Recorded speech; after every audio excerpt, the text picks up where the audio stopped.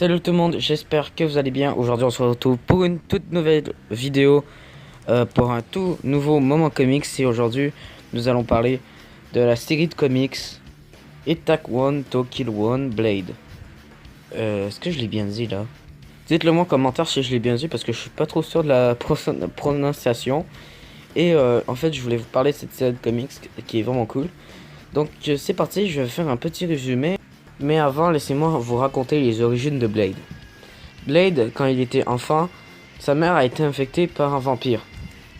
Et donc, en fait, sa mère le nourrissait avec son propre sang. Je sais, c'est complètement dégueulasse. En fait, ça a donné comme effet de devenir à moitié vampire. Il a vécu pendant des années. Et quand il est devenu adulte, il est devenu chasseur de vampires. Et il a aussi côtoyé beaucoup de personnages de la maison d'édition Marvel. Parce que oui, Blade vient de Marvel. Je sais pas si je l'ai dit.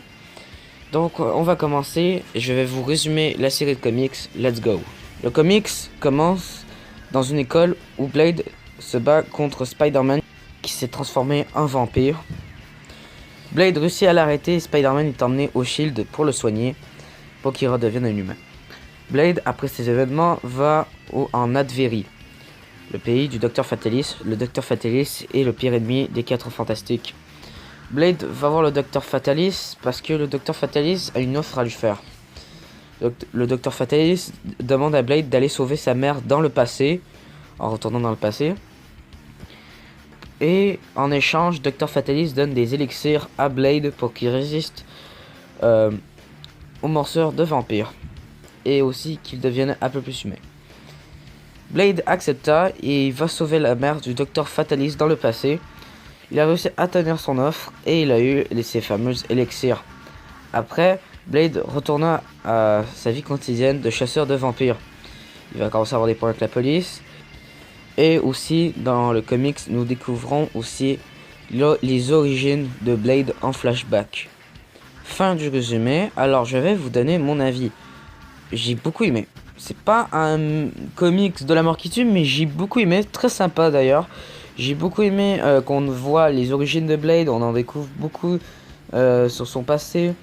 Aussi, on voit beaucoup de personnages de Marvel comme Spider-Man, Morbius et Wolverine. Et même Maria Hill qui est dans ce comics, la chef du Shield. D'ailleurs, j'ai oublié de dire, ça se passe après les comics Civil War. Alors, pour ceux qui l'ont lu, me spoilez pas en commentaire, c'est dans mes projets de lire Civil War.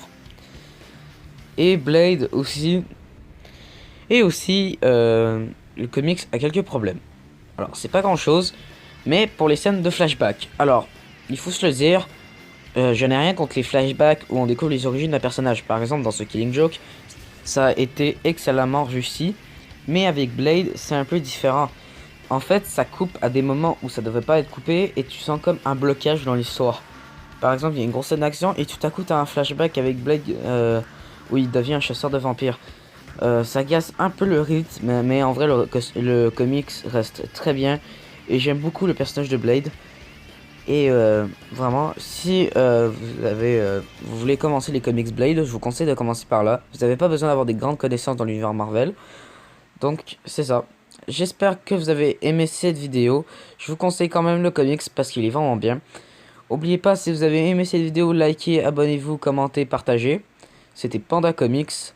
À la prochaine. Ciao!